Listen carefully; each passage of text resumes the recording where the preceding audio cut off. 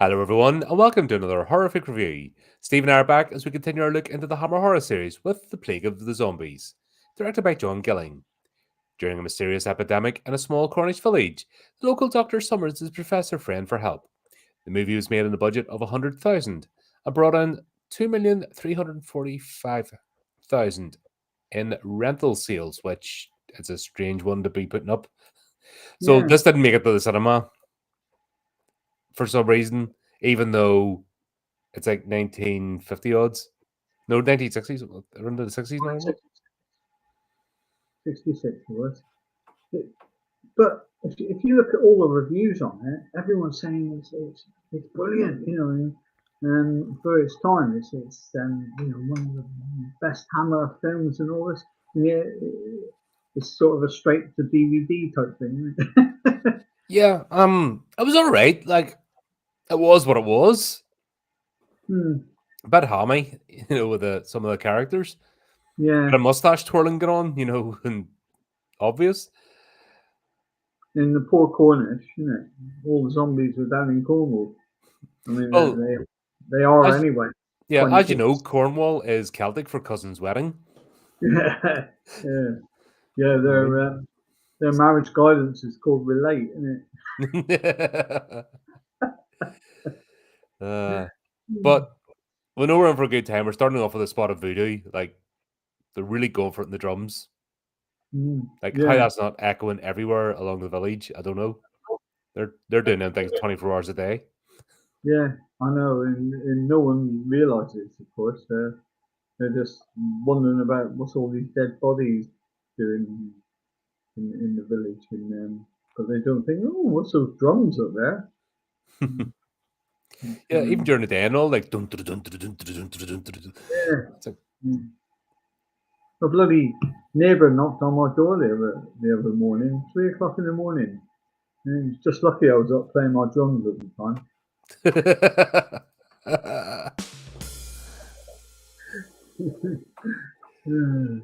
First one even, welcome back.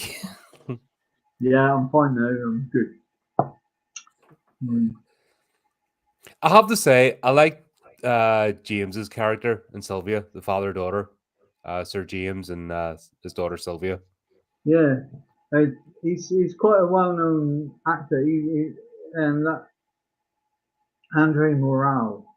And if you look at all his background, he was never out of work, and he starred in a couple of Hammer films. I think he was in one of the Quatermass ones, Mhm. Shadow of the Cat. What else was he in? But yeah, he's got he was in a couple of the Doctor Who episodes. Yeah, it's quite on the ball actor. He was in the Avengers, the Saint, Danger Man, so all the sort of 60s, um, sort of action type of thing. Um, Shadow of the Cat, I said. Mhm. Um, yeah, the Invisible Man. I didn't see him in that. Oh my god. Hound of the Cameron got Baskervilles. me with a good one. They're doing like little figurines of the Universal Monsters, a new Yeah. series. And he went, they didn't get all six of them. He goes, Uh, yeah, yeah, they did. The Invisible Man's right there. And I walked right into it. I'm just like, ah, you bastard. yeah. So, and he was in the Bridge on the River Kwai as well. It's Okay. quite good. So,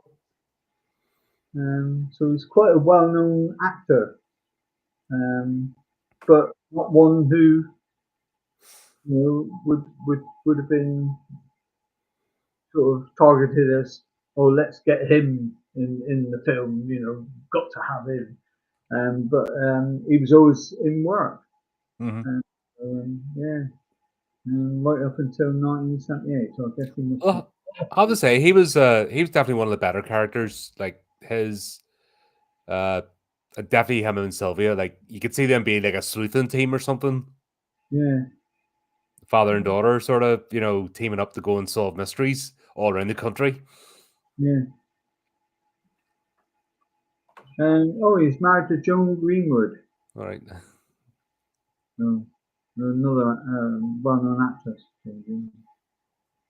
Yeah, he died in 1978, and he was working right up until when he died.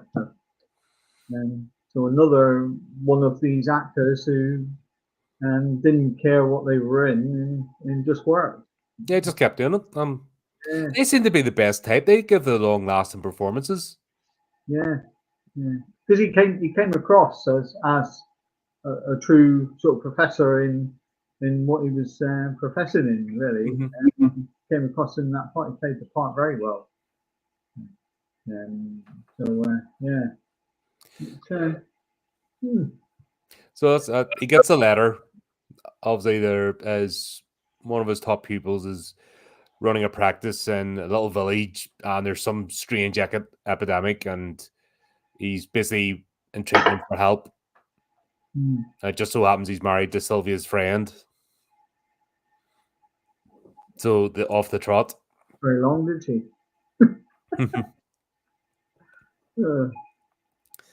But it's bad when you know who the villains are, like before you even begin. Yeah, but then that's a lot in my books. You know who the villains are, don't you? Mm-hmm. Except in the new one. Well, you tend to do a lot from the villain's viewpoint, Yeah, their point of view, so that makes sense. But this, you just, they're out, the young dandies are out fox hunting, and of course they're just making a nuisance of themselves, and they're like boorish and they're rude and like kicking people out of the way. And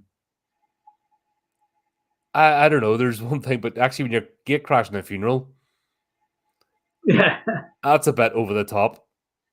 yeah. And then the coffin opens. Yeah, the coffin gets hoofed over the side into the river. Boof! Yeah, And you're just like, anywhere else, if this wasn't a movie, like if that was in real life, there would be pitchforks and those guys would be torn off their horses. End of story. yeah. I know what that's like though, because one of my first jobs was as a trainee undertaker, and I got sacked because I was asking people who were coming in inquiring about funerals if they wanted smoking or non-smoking. Well, go again, but he's on a roll tonight. He's been saving these up. That's what happens when you have a couple of weeks off. It's like, oh, gotta get back in, gotta go hard. Yeah, But that was that was just straight out in broad daylight, both coffin open. I don't know that if you saw that in the cinema just in mid afternoon, that'd be a bit much, wouldn't it? yeah, That yeah, time, that would be like, whoa. yeah. Especially in that day and age as well. Yeah. Yeah. But yeah, we've got all so basically set up. We know who the villains are or connected to the villains, and Mm.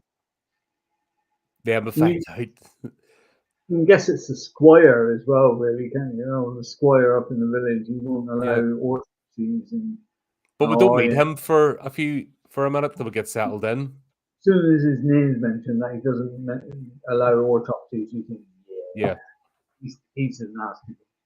Bit like Christopher Lee was in The Wicker Man. Didn't see him initially in that, and as soon as his name was mentioned, yeah, Christopher Lee's the bad. yeah, without a doubt, that's it. Mm. But it's still enjoyable though. You see, who was it? Alice, his God, forget the guy's name, the young doctor. Mm. Uh, Peter Thompson. Peter. No, it's Peter. Yeah. Yeah.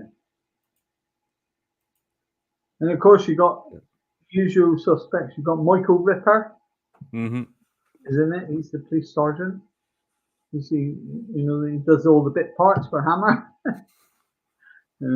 But once again, there's someone that's, do Oh, you want a job but you don't have to work very hard? That'll do me. Yeah, another.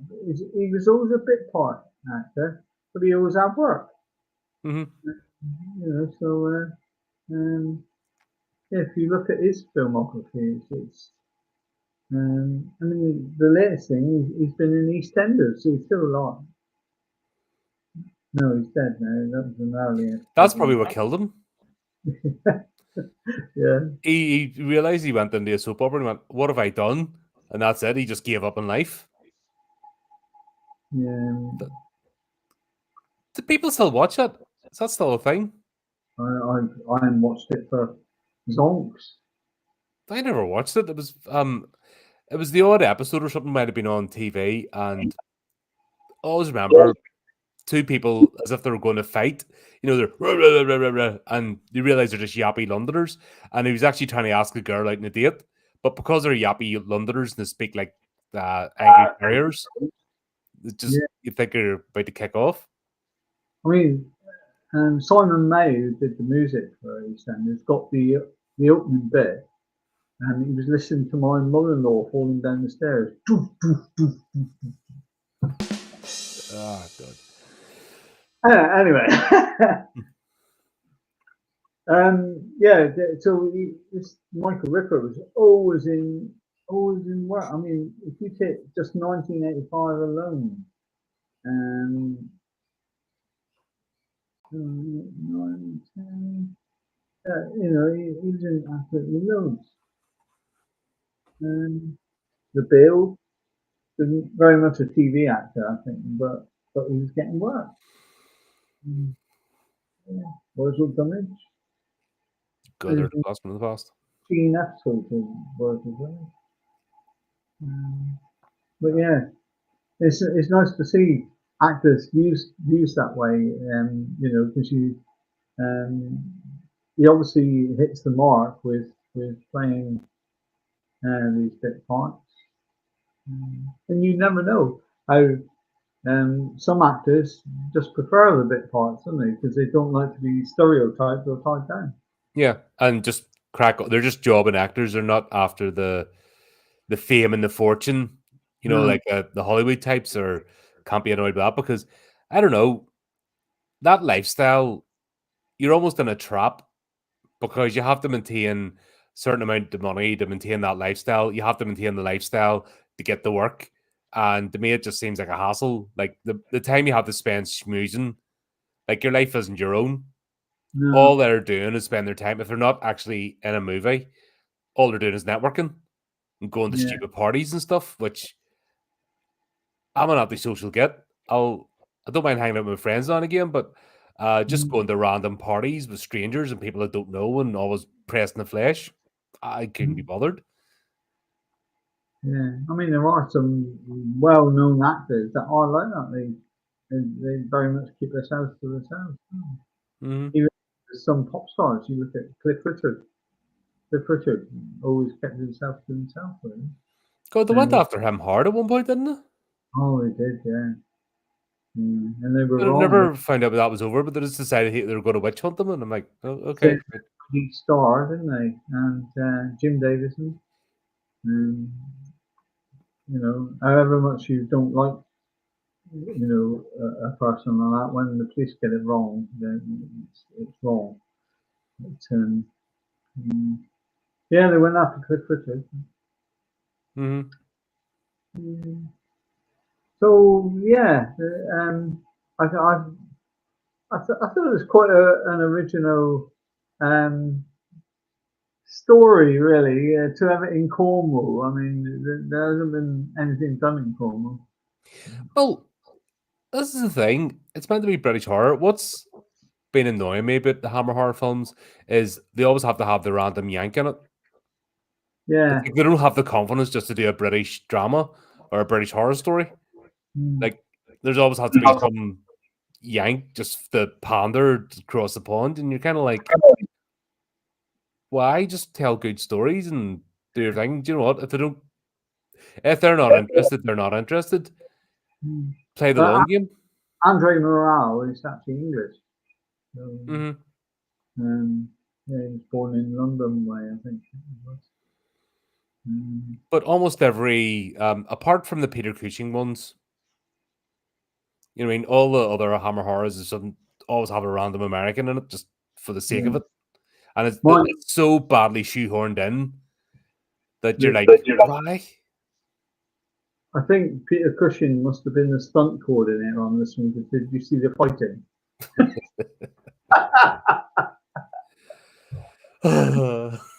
Yeah. Oh. Yeah. When Andrew Morale was fighting one of the guys, it was just like, yeah. Oh my God, it's Peter Cushing style fighting. The Peter Cushing school of fisticuffs, Yeah. fainty-cuffs even, because he always looks like he's about to faint. Oh dear. We have the same style of paint for the blood, didn't we? The bright red post office Yeah, box paint it red. wasn't as bad. I must have been watching it in HD. You probably got to read because it wasn't. Trying I to didn't think it colour. was as bad as some of the earlier ones. But where, when he cut Thingy's finger, Obvious. he squeezed out a little bit of blood, and then when he held up the bloody jug that it was in, there's bloody loads of it. I thought, how'd you get that much blood out of the bloody finger? I think you have to massively suspend disbelief with a lot of these movies, especially the earlier ones. Yeah. Like, you can understand at the time, people, they've never seen anything like this on screen before. But I think now to review it, you have to have a certain level of forgiveness, or else we'd just be ripping these to shreds. Now, if it's a bad story, which we have done, there's no reason. Time doesn't matter. You tell a bad story, it doesn't matter when the movie came out. 5 minutes ago, 5 years, or 50 years ago, we're going to pan it. But things like the effects and stuff, kind of I let slide because I understand the limitations of the time, and it was still a journey of discovery for most of it. Chris has asked if these are my pants in the background. Yeah. Chris, if I could fit in those pants, I'd be bloody size 10. Okay. You'd be running the marathon. That's code pants, right? They're a jogger's pants, not jogging pants. A jogger's pants. Yeah, I'm a 34 waist and he's a 30. Yeah. But yeah, if I could fit in them, I wish I could. The thinnest I've ever been has been a 32. Oh, And that's when I was boxing. Back in and that's it. 1999, I was a 30. Yeah. 32. I've always been a chunky lad, you know what I mean? And the thinnest I ever got was a 32 waist. Yeah. And I was knocking my pan in every day to keep that. Like, I'm talking training 68 hours a day. And I worked as an auditor for a national company who's now defunct. And the guy, they used to give you £30 a night for food and drink if you were away.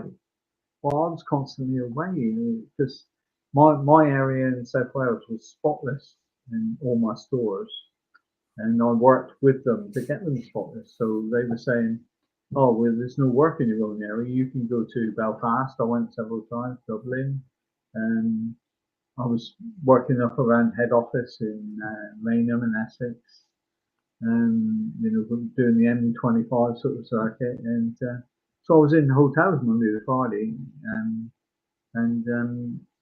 £30 a night was quite good, drink, drink, drink, drink, and eat, eat, eat, eat, and my 30-inch waist went up to a 38, and yeah, so I was 80-hour weeks really. Didn't have any time to do anything else apart from work. yeah, that's not good. So That's any sort of traveling job, even like truck drivers and anyone that's traveling salespeople and stuff. Yeah, that's death. Like, that's early grave sort of mental or career. But yeah, so yeah, they're not mine, Chris. Right? Now, I don't think you could borrow them either, Chris. I wouldn't get him one leg. Oh dear. But yeah, we meet Alice. Because obviously, Sir James and Sylvia arrive in the town, have a bit of drama, and yeah, then they meet Alice at the house, and she's clearly under the spell because that's the voodoo scene at the start. We see that they're sort of calling out and doing the chant and the ritual, and Alice is dreaming away. Yeah, yeah. No. I laugh at the when the zombie throws a body off the top near the mine thing, and it's then when you see the sort of mask they're using for the zombies, isn't it? You think, Some of the makeup was all right. It depends what the shot was. Like when they did loads of zombies, it was terrible. But the odd one they did, like what's his face's brother. Do you remember as kids when you used to when the teachers made you put all sticky glue and paper on papier mâché? on a balloon, and then once it was all stuck, they cut round it and the balloon popped, and that's what these masks came across as paper. Here's the thing I discovered later in life when I got into making dioramas and stuff. Tissue paper, toilet paper, or kitchen roll is much better than newspaper. It holds onto the glue better, and you can mold it. Yeah. And if you mix the PVA glue with a bit of water and drip it in, you actually get it dries quicker as well. You get a better effect. Yeah. But I never learned that until I was like 30. Because doing it with newspaper is absolutely crap. Yeah. Oh well. So there you go. I like that no more nails glue. Yeah. Oh, that stuff's serious, isn't it? Oh, it is. It sticks anything. So, yeah. Yeah, so I there's actually no more nails. man. No, it was I haven't got that in ages. I just usually drops the super glue now, first off. Yeah. I learned my lesson with super glue years and years ago because I forgot to wash my hands and I picked up the cup of coffee and couldn't get the cup of coffee off my hands.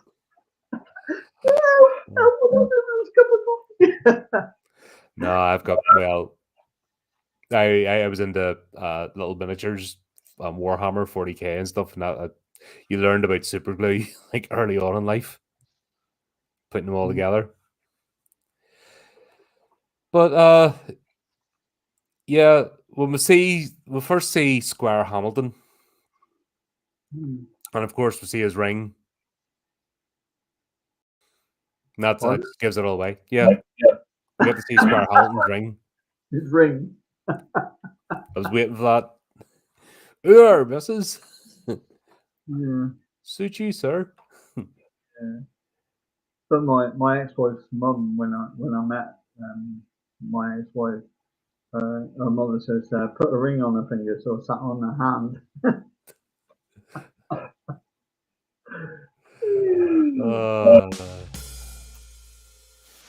Right.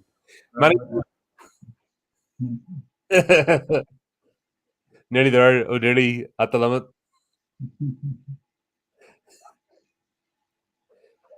Yeah, yeah. And then he gets backed up by his crowd, doesn't he? And the professor goes to see him, and I don't see why they just didn't kill him. Really. It was a bit melodramatic, wasn't it? It was very stage acting sort of.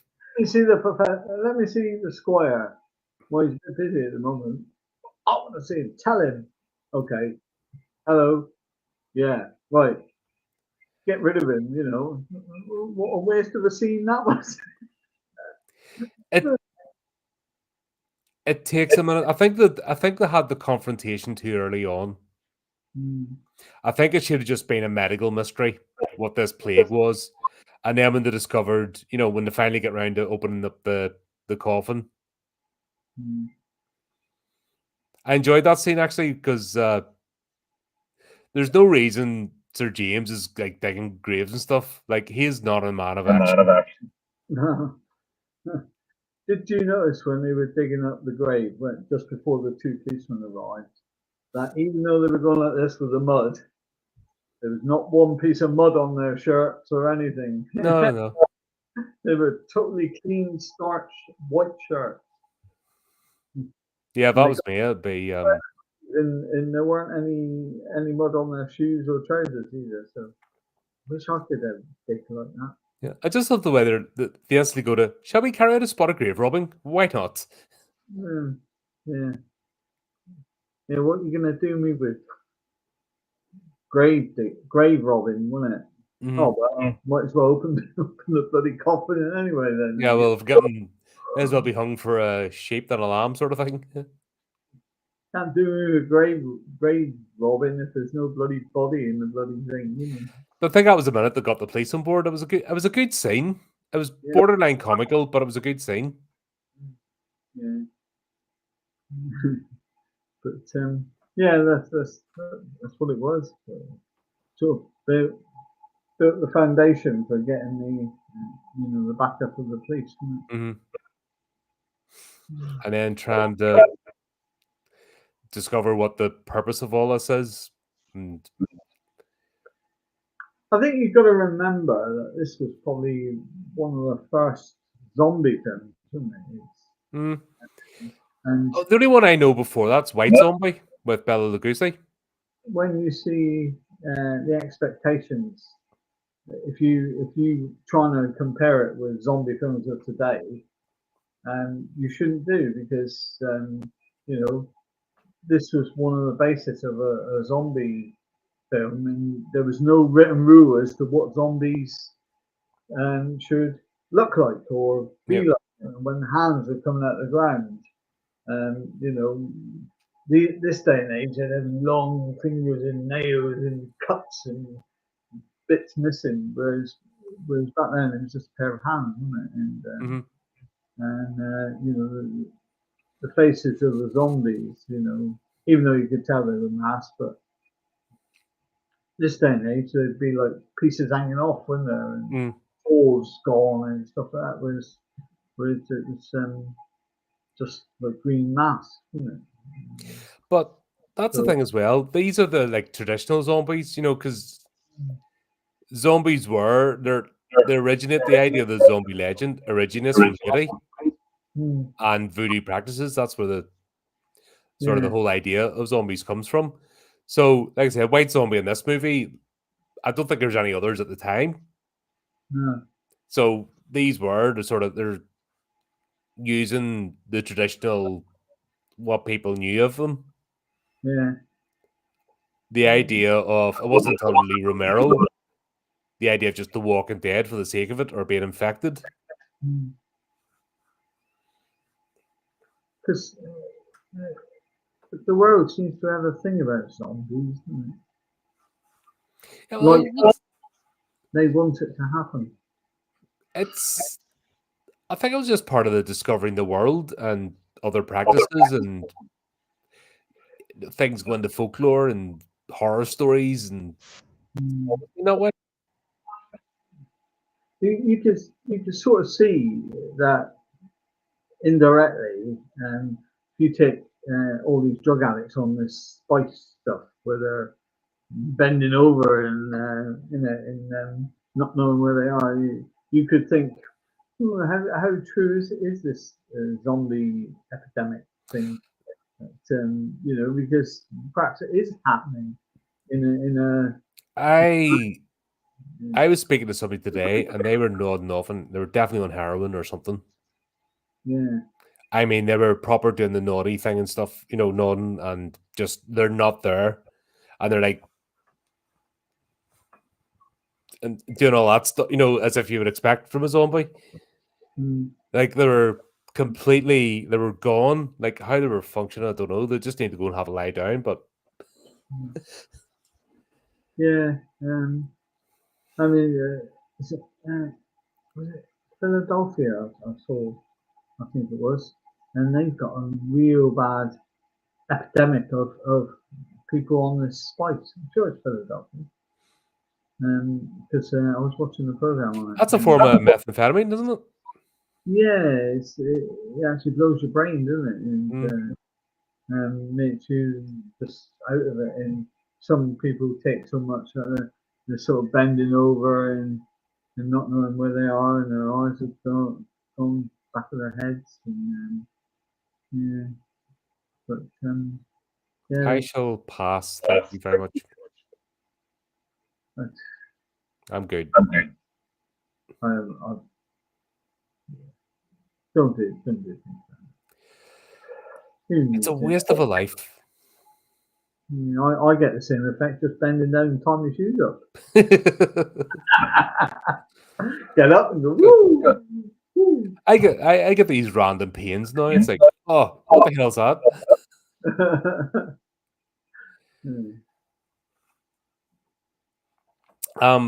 Where do we get to? We've got basically they're trying to solve the mystery of what's happening with this pandemic, why people are just popping off left, right, and center, and then we've got this added sort of thing of Squire Hamilton deciding that no autopsies are going to be carried out, and we'll have the whole thing with Alice is basically caught the malady as well. We'll find out that he's practicing voodoo because the ring gives it all away, so we know that he's running the voodoo cult under his castle. Yeah. What a place to run it, though, isn't it? Cornwall. Well, the thing is that we sort of got the backstory that the father was a bit of an idiot. The original squire who just squandered all the money. Hamilton went away. You know, that's how he ended up discovering voodoo. He went away on extended trips overseas and spent time in Haiti. Came back and then he basically turned the fortunes around. He had made money. Yeah. So it was more circumstance, you know, probably more hassle to try and sell the property and move somewhere else. You know, just it's there. Yeah. Did I ever send you that script of the Cornish Star Wars? It says, "Oh, here he likes his sister. He does. Oh, he says that's allowed in Cornwall." Oh dear. One day you'll all forget about that shitty franchise. Oh. Oh god.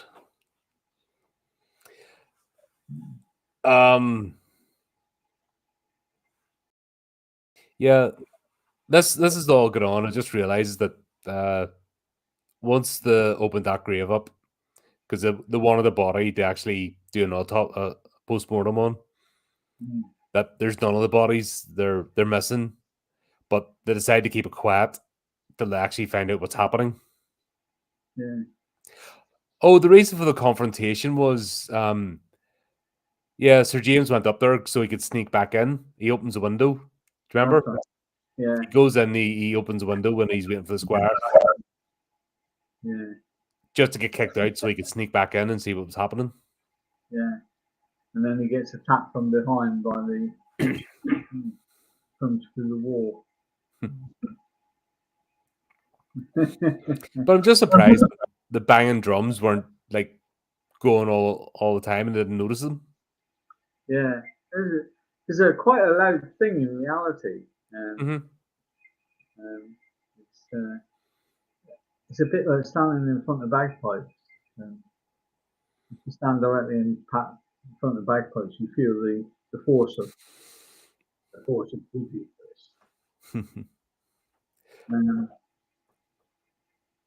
But we'll have the whole thing. Sylvia follows Alice to find out what happened here. And this is where we meet the first zombie. Yeah. and he throws her off, doesn't Yeah. he? Yeah. I mean, as unconvincing as the zombie makeup was, if you date it back to 1966, it was pretty Hammer horrorish, Yeah, that's what I mean. wasn't The it? the fact that you've just got randomly got corpses falling out of coffins in the middle of the day during a funeral, you know, what I mean, that would have been shocking back then. Yeah. But if you noticed, all the makeup that the zombies had on throughout the film, and then suddenly at the end when all the fires and the one of the zombies catches fire, you notice that is because he's obviously wearing a The fire body. suit. Yeah, he's sort of twice as soft as he was in the previous scene. But, There was a bit at the end. They should have turned the zombies' faces away more and not shown them as much. Had them more lurking in the shadows. Where the film fails is that, you know, you see them out in the open. yeah. Mm. Like even the sort of graveyard scene when they go to find out what happened with Alice after she passes. Like they all come out of the woodwork. That's where they should have been like using the shadows and mist and all sorts, but they kind of just had them as if they were out in broad daylight. Yeah. I was wondering at first when I saw the first, the younger doctor's dream scene where Hmm. he had all these zombies coming from him and one was coming from behind. Because you didn't really click on that it was a dream scene. You were thinking, bloody run then!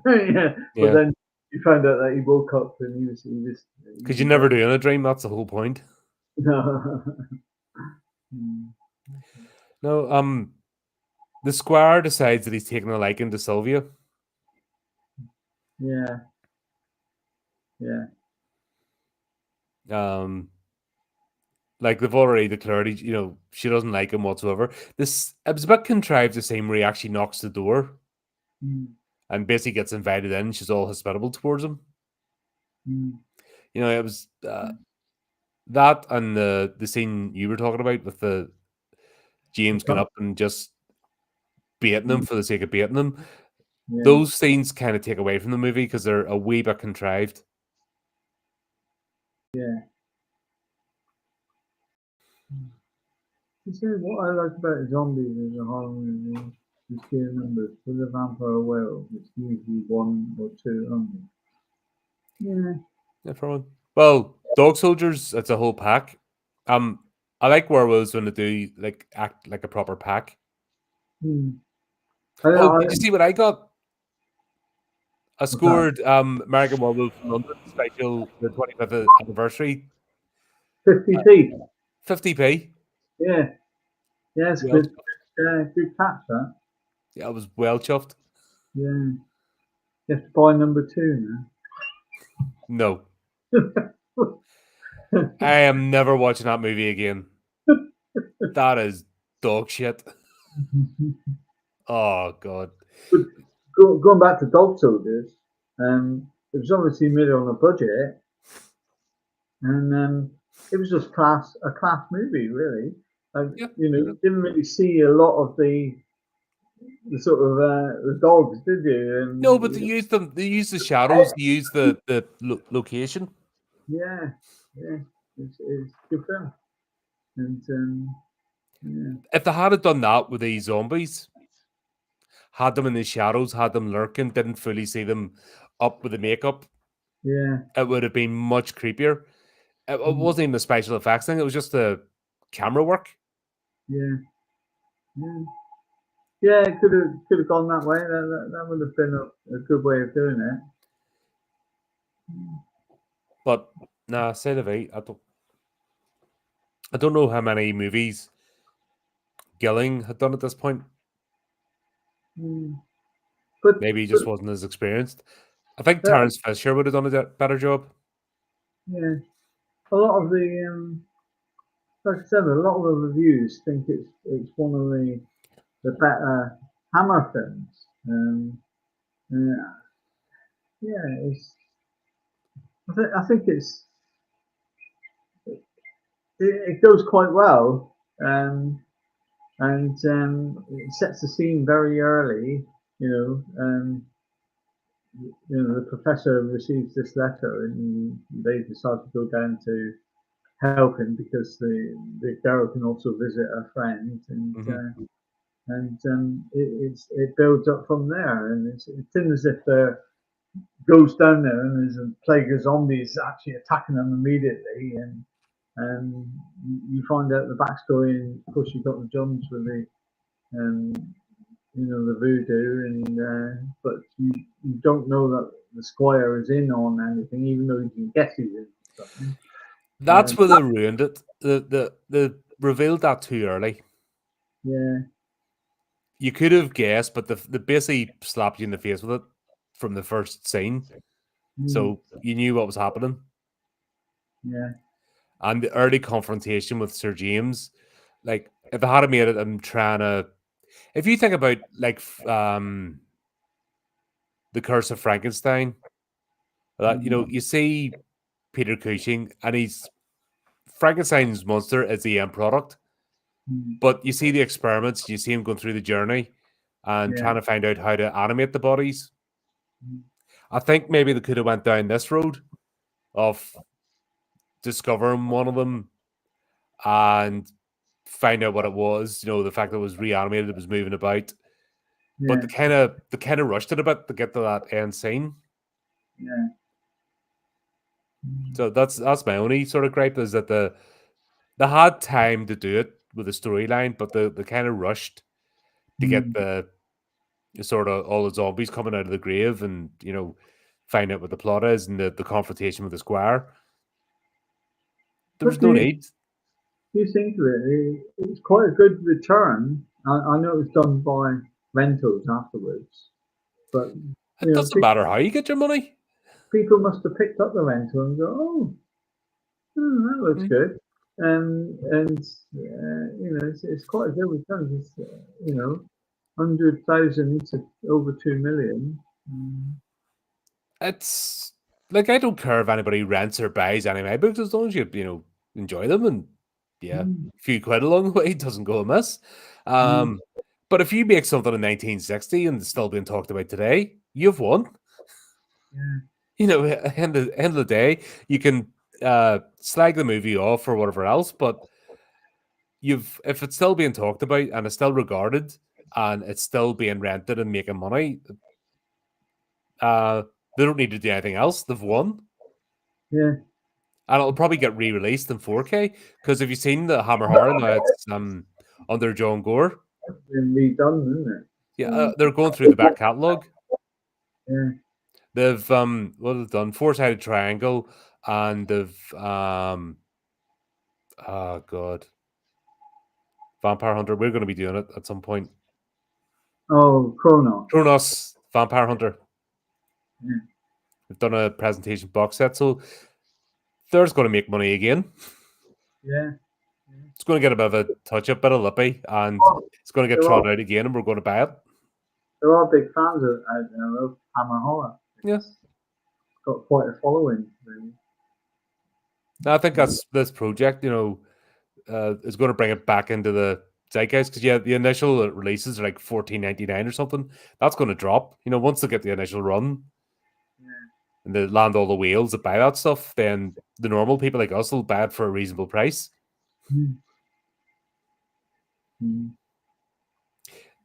But the whole scene where Hamilton comes in and does the whole kind of, with a sherry glass thing, and accidentally drops it and cuts her, crushes it into her hand, the glass, to get a drop of her blood. Yeah, and there always seems to be more blood than what comes out. Yeah. Like I said, she had a little cut on her finger and suddenly had a pot of it like this. Yeah. Yeah. I know some people bleed. Yeah, I'm a bleeder. But if I cut myself, I bleed. Yeah. It's always the stupid little nicks, the capillary bleeds get me. Yeah. Paper cuts. Oh yeah. That's it. Game over. I'm off work for a week. That's it. Can't do anything. I'm on my back. Yeah. So, Here's the thing I really like. I'd love to know if they were available for sale. The coffins, oh yeah, that's the voodoo smart. coffins were smart. Yeah. Mm. I just about I would hate the thought that they were just chucked away sometime Mm. after filming. You'd like to think they ended up in a market or auction or something. Yeah. Oh, what they should think of doing like you know, props of sort of duplicate prop things for sale to the fans. But, yeah. Yeah, they were smart. He found three of them, didn't he? Hmm. Well, I think it was hinted that they were the ones he kept, in his drawer for use. But basically, everybody that became a zombie had a coffin. Yeah, yeah, So he had a book rack or something somewhere. We only saw the ones in the drawer, mm, but there's obviously one for each zombie. yeah. But yeah, they put more effort into that than they did the makeup. Wouldn't you just like to try voodoo though, like on someone you didn't like? I don't know who could have possibly think of. Hmm? Yeah. Oh. Bye bye, Ridley. I don't know what would who would I pick? Bastard. He's hit his guts. I hope he's fallen down some. See if it ends up in the news where he's fallen down some stairs. I would laugh. Hmm. I know it didn't have one of Gene Hackman before anybody says. Gene Hackman was a class actor. Come on. That's what I said. I didn't have one of Gene Hackman, so don't blame me for him. He was old school as well. Carried on acting until he Hmm. retired, and he obviously felt the need to retire back in, was it 20 years ago? Yeah, well, he was 95, but something went wrong. It had to be carbon monoxide poison or something. Yeah. What a versatile actor. He played Popeye Doyle, didn't he? In French Connection. Right up to playing, something in an Enemy of the State, and totally different character. Hmm. Runaway Jury, he played, one of these guys, jury consultants, and totally different characterization. And Yep. you think he could just jump into anything. Freaking And Lex Luthor. yeah, that's right. Yeah. Ah. It's The problem with his portrayal of Lex Luthor, if that's fine if you never read the comics, yeah, but if when you read the comics, you look at that, you go, nah. yeah, yeah. No, I thought again one of the old school actors that just carried on and on until he did retire. But if you think of it sensibly, we're going to lose a whole lot of good actors all in one go. Yeah. Because they're all like top in 18, 90, aren't they? Yeah, Well, you can just see Anthony Hopkins, Michael Caine, um, all around the same age. yeah. Helen Mirren, she's up there. Well, Clint Eastwood's 94, isn't Yeah, God, he's tottering on the brink. he? He's still going. He's still directing, Mhm. and um, they actually ruled out carbon monoxide poisoning. Latest thought is heart attack and the white panic in her head. The dog died as it was trapped in a cage for Monday. Sad situation. Hmm. I thought the dog was in the bed with him. I mean, true story. I'm not joking now. My brother-in-law's father died, and him and Mike's mother had been together absolutely well since they were teenagers. They were the first time lovers, and they'd been married for all those years. And the father died, and the mother died of heartbreak the same day. Hmm. Um, and they were both found on the sofa. The wife was covering the husband, both found dead. So Mike actually lost his mum and his dad all in one go. But uh, so you just don't know these things, do you? Um, mm, Yeah, that's life is. You never know when you're going to take your last breath. So uh, try and enjoy it. That's what. Stay away from the news. mm. The dog that died was in a cage one day. Two other dogs were alive and well and stayed with the body. Really sad. That's yeah. That's Mm. life. Like I said, you just don't know. Oh no. So my mum, she would always come out with funny things. I think I told you, didn't I? She said her favourite saying was, "Make sure you change your underwear just in case you get hit by a bus."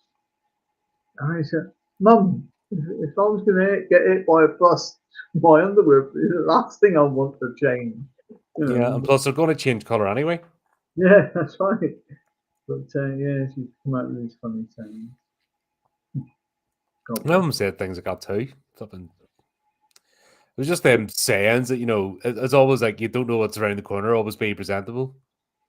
She used to say, "What are you laughing at? You'd laugh to see the cat's ass on fire."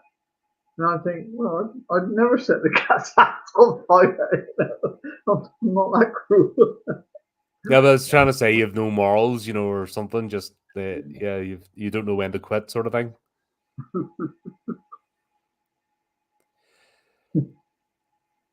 There God, was a bit of dark humor in this. I think maybe they well, should have lent into that more. she would have, even at her age, she Hmm. would have been on this and been a presenter, and she would have slapped you one.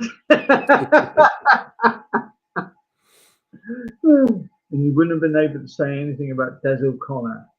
Because the kids of today, they follow like, I don't know, Justin Bieber or something like that. And I think even he's old now. yeah, The but kids, I don't think the kids even follow him anymore. I couldn't even tell my, you who the kids follow. my mum from the 60s used to follow Des O'Connor wherever he was playing. Hmm. And yeah, we used to have to take her to Des O'Connor shows here, there, and everywhere. Torquay, Paynton, Exeter, Bristol, and all down the southwest of England. And it's like, Mum, he sings the same songs over and over again. We don't want to see him anymore. But yeah, Yeah, that's but yeah, she would have come on and done the presenting. She was that sort of a person and a good laugh. Uh, yeah, and you think my jokes are bad? Like I said, reverse saying was great actor and seemed like a decent person. He did, Chris. Yeah, very good actor. yeah. He stayed out the seemed to have stayed out of the current crop. A lot of actors like Robert De Niro and all really let themselves down, He's a woke person. become horrible preachy idiots, And like getting on like morons. So I every actor I see like that, I'm just completely lose respect for them and no interest. It doesn't matter. They could have been the best actor in the world. When someone gets on like that, flipping, they have no interest. Where I think the likes of Gene Hackman and all, even Clint Eastwood and all, Michael Caine just didn't get involved. we've seen this. So, do you know what? I'll give you a drum roll on the. That was true, Chris. I'd marry your wife.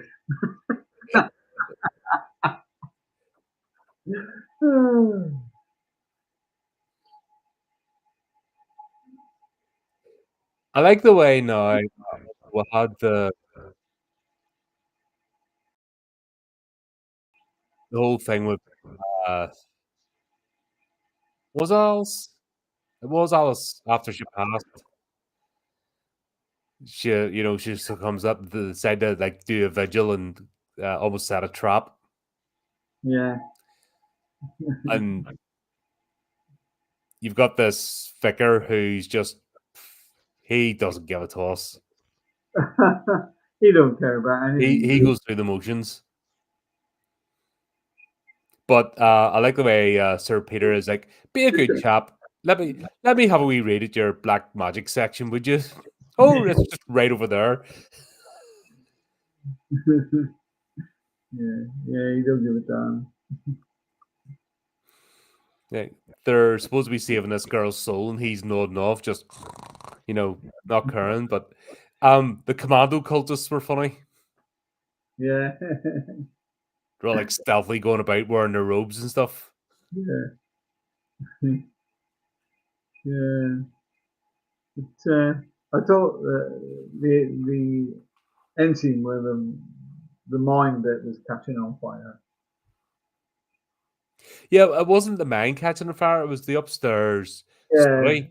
And then when Yeah. it lit the coffins and it lit the fetishes inside, The wheel didn't catching.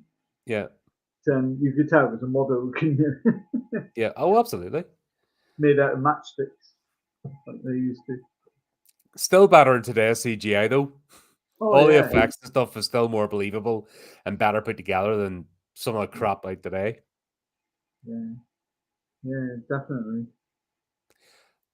But Because it wouldn't have oh, looked real if it was CGI. You just oh no, it always looks cartoonish. tell that you would have seen it was a computer generated effect.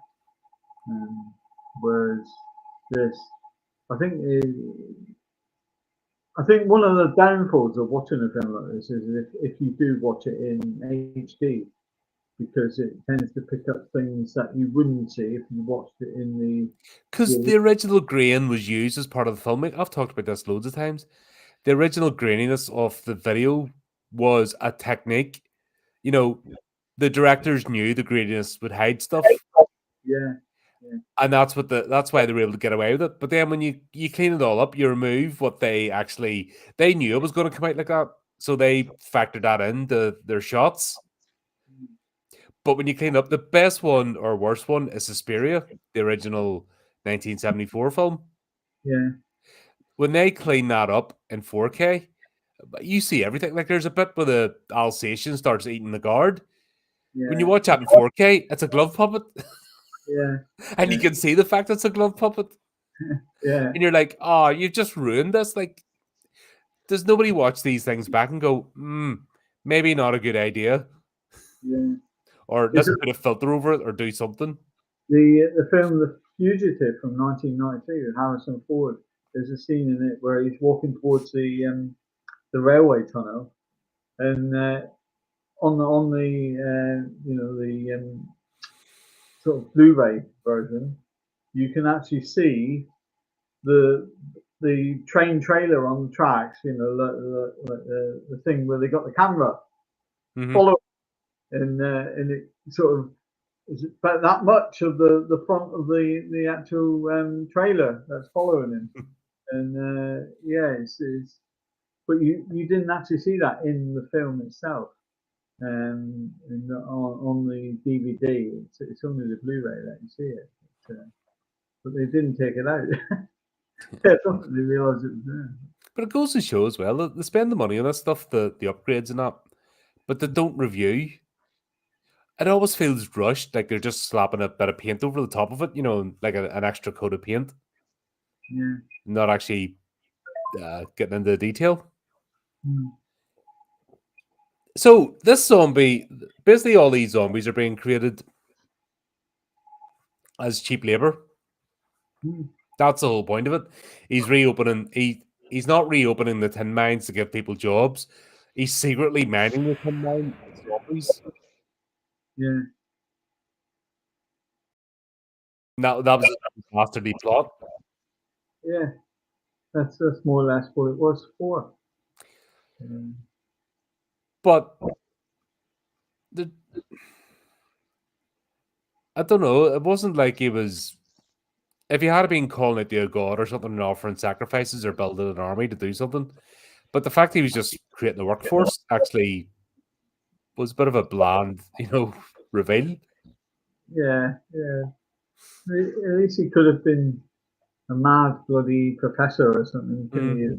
Wanted to take over Cornwall by introducing all these zombies to do his dirty. Cornwall first, then the world. Yeah. all the did you hear some of the accents? Because you had some trying to do the Cornish accent, and then you had Michael Ripper, of course, is in no way he's a northern lad, and then he just kept his northern accent. I think he was just there thinking, they'll think that I've been transferred down to Cornwall, and I've got this northern accent. But his PC who was with him was trying the Cornish accent, which is quite a oh yeah, I'm going down there, I am, that sort of accent. And he's trying his hardest to perfect it, but failing dismally. But because if you go into a Cornish village, chances are it's like going into very West Wales. They all speak Welsh, and in Cornwall, their accent is very Cornish, and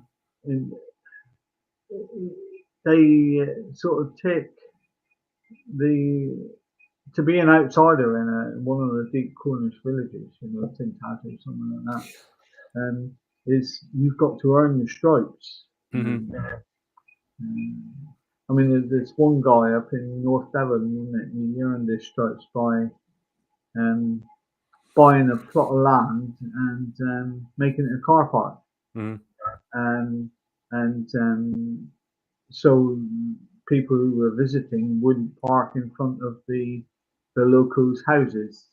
He bought this plot of land and said, this is a car park.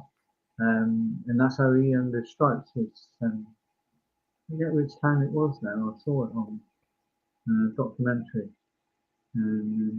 But it's Cornwall is very funny.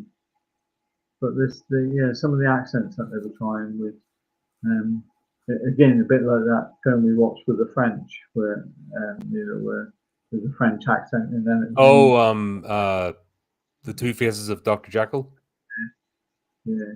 Yeah, this like the same. It was the 1 minute they were speaking with the Cornish accent, next minute they were back to their normal. So I can't do the accents till it saved my life. So I don't. I never slag anyone off. Yeah. Except Brad Pitt when he tried a Belfast accent, because that was tragic. Yeah. What an idiot. The worst thing ever. The Belfast accent, you just got to be angry, isn't it? Yeah, that's it. Just angry all the time. Just different levels of anger. Yeah. And say, so it is at the end of it, isn't it? Aye, so it is. Aye, so it is. Yeah. Or if you're from up north, it's hey. All right, hey. God, I don't know. I don't use the vernacular. That's the thing. I might have my accent, but I don't. I've forgotten most of the slang. Which is really strange. Like, I don't fit in when I go back home. And people like it's not so much in the city, but when they go to the countryside, that you're just like, huh? Been away too long. Plymouth has got its own sort of language. It's called Jana, and they just use simple things like, instead of saying you're drunk, they just pick anything like, oh, he's completely gazeboed. And say it's the colourful. That was the whole thing about accents, and it's a tribal thing. It was a way for the tribe to identify each other and see about outsiders, protect themselves from outsiders, because an outsider would come in and they'd know they're somewhere different. And it's just one of them things that people in a certain area, they all had little colloquialisms and spoke to each other a certain way, and that's just the way it is. It's just funny that in the British Isles, there's like 30 different dialects at Yeah, least. yeah. It's like new Dragon software, the speech software. Oh, I remember that back in the day. God, that was a disaster. It couldn't recognise the Newcastle accent because I actually had it in the university when I was working there, because I had a gammy thumb, and they taught me this speech software, and it didn't recognise the Devonshire accent, the deep Devonshire accent, and it didn't recognise the Newcastle accent. So I rang the helpline and said, it's not very good. I said, it's not recognising my accent. He says, no, the two that we have problems with, he says, is Devonshire. He says, and Newcastle. He says, and you've just got to train it all the time to recognise what you're saying, because you actually You have record to read passages from a book and get it to. initially, and he said you've got to read over and over again and train the. I thought I ain't got time to bloody play that. I'll just type Yeah. them in command. At that point, you're better just typing the thing yourself, because you're putting more work in. Yeah. But the university paid like over 100 quid for this software, and I thought, I'm bloody using it. It was a toy. It's still I suppose it was a precursor for what, like the Alexa and stuff now and Siri and all, like it Yeah. also had to start from somewhere, and it was Dragon, naturally speaking. Alexa's cool. You can have a conversation with her. If you tell her that you love her, she'll sing you a song. If you say, Alexa, I love you, she goes, don't you know that I love you? And I know you love me too. And it goes for. And if you say, Alexa, will you marry me? She asks you 5 questions. And if you don't get all 5 right, she won't marry you. If you get all 5 right, she'll say, I can't marry you because I'm in the clouds. Yeah. Not that I've got a lot of time on my hands to do. I'm gonna say, yeah, if you look at books to write, Yeah, this is why your release dates always fall behind. I know. Yeah. I'm just as bad. I can't say a word. I get distracted with random stuff. But yeah, I don't understand why they're whipping the zombies in the mine when they're already controlled. That was a bit of a strange one. And it seems as if they could feel pain anyway. Yeah. They're zombies. Dead. Yeah. But when we see the final scene, they have all the zombies turned their backs and wearing the fire suits. It was actually quite good. That's what they should have done throughout the movie. Yeah. They shouldn't have. They should have kept it quite. Tight shots, hands Yeah. reaching, the odd reveal or using shadow. Even a pair of eyes. Mm. Looking over. That's what they did with White Zombie. They used obviously Bela Lugosi, his particular stare. They used his Dracula stare for that. Yeah. To show him casting the spell on the zombies. But yeah, that's it was a fun enough movie. I didn't hate it. Not raving about it. Not as bad as some that we've seen. Yeah, like we've seen ones that have just went all over the place. At least this had a plot.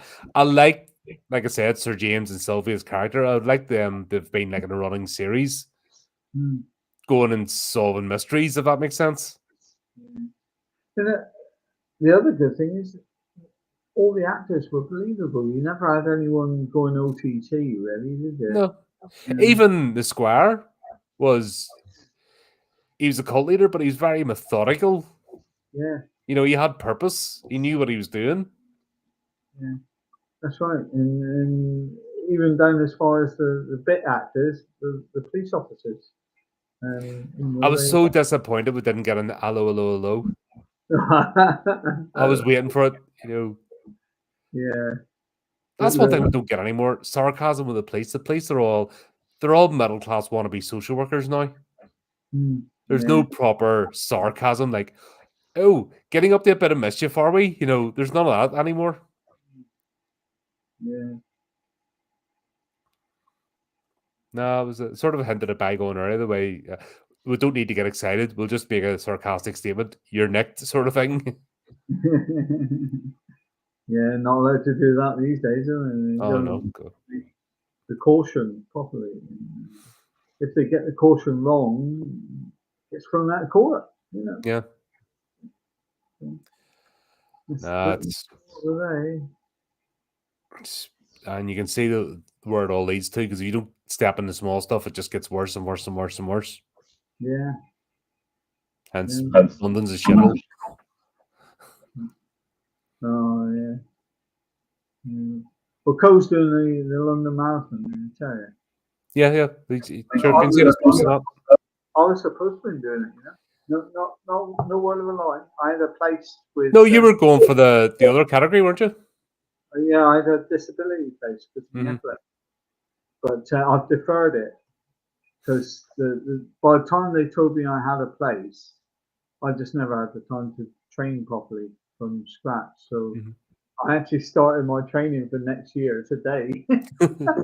Yeah, if someone calls out, dude, oh, I'm just doing a 7K day, oh, I'm just doing a 5K, I'm doing a 10K conversational pace. I'm like, I can barely walk. He done 27K on Sunday. 27. I remember in my day, because I did the London Marathon in 1992, and we did it as part of the Royal Mail team. We used to have our own little team, and we used to have a trainer called Steve. What's his last name? I can't remember. And he was just superhuman. He used to say, right, we're getting up on Sunday, all meeting at mine. Yeah, where are we going? Southway to Tavistock and back. What? It's all downhill on the way. It's all uphill on the way back, you know. And we said, hold on, that's more than 26 miles. Yeah, it's 29.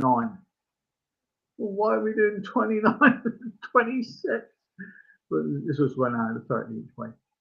But no, we've done it. But 1992,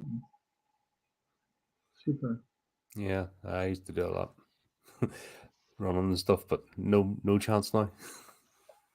No, But there you go, there was that. That was it was a fun movie. Like, yeah, like I said, it wasn't one of Hammer's worst. It was a nice, entertaining film with believable characters and quite an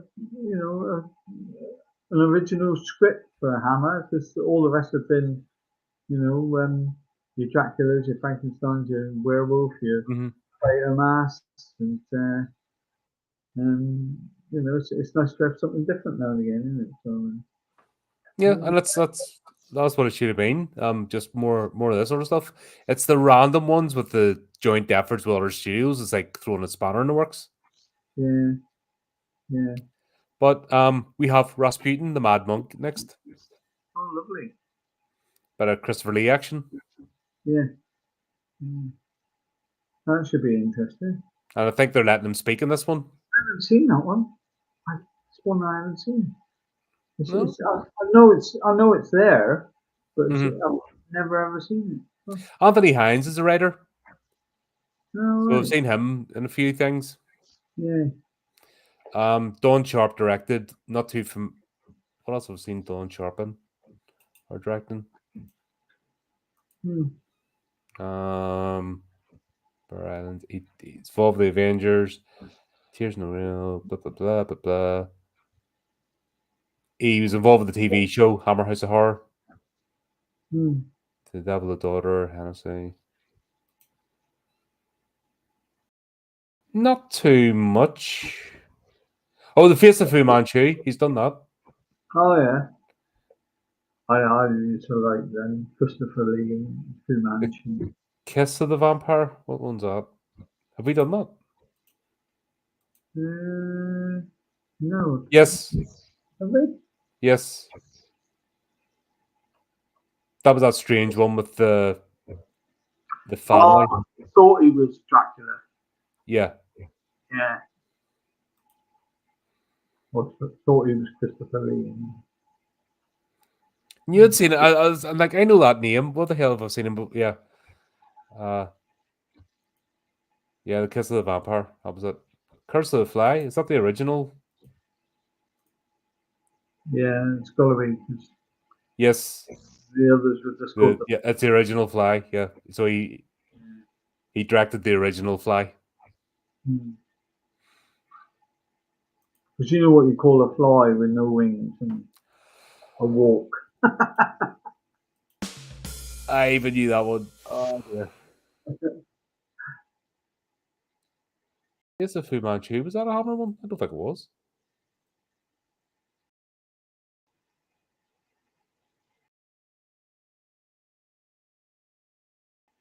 Well, no, I don't think it was. Christopher Lee's not as well, but it's not a Hammer one. God, there was tons of those. All the Fu Manchu series. God, that would be a series on its own, wouldn't it? To cover those. There's about 6 or 7 of those movies. You've muted yourself.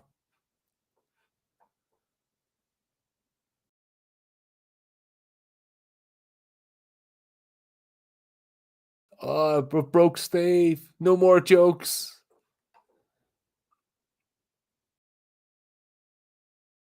Yeah. He's directed quite a lot. I think. Can you hear me now? Yeah, you're back now.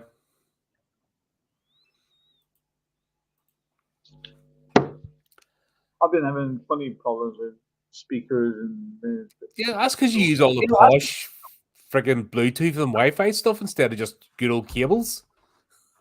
Oh no, yeah. You're Mr. Ew, look at me and my AirPods, and look at me and my me, and none of it works. Yeah, that's why. Friggin' good old fashioned cables do the job. I've even got an Apple iPad. Oh god. There we go. Right before this descends into chaos, we will be back then with Rasputin the Mad Monk. And more terrible jokes, I'm sure. There you go. There's that. Until next time, then, folks. Keep up the channel. Do the typical things, and remember to keep it creepy. Keep it horrific.